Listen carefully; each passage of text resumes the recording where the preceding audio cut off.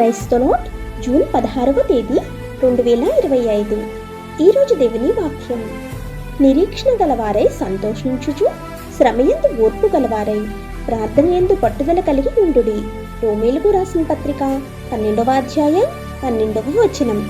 ప్రియమైన సహోదరి సహోదరులారా, శ్రమలలో ఓర్పు కలిగి ఉండటం అంటే ఈ లోకంలో మనకు శ్రమలు ఉంటాయని తెలుసుకోవటం, అంగీకరించటం, కానీ మన బాధల్లో సణుగుడు లేకుండా ఓపిగ్గా వేచి ఉండటం.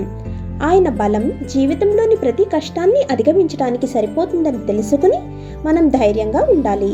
ఎందుకంటే ఆయన ఇప్పటికే పాపాన్ని, మరణాన్ని అధిగమించారు మరియు మనం ఆయనతో, ఆయన విజయంతో ఐక్యంగా ఉన్నాము.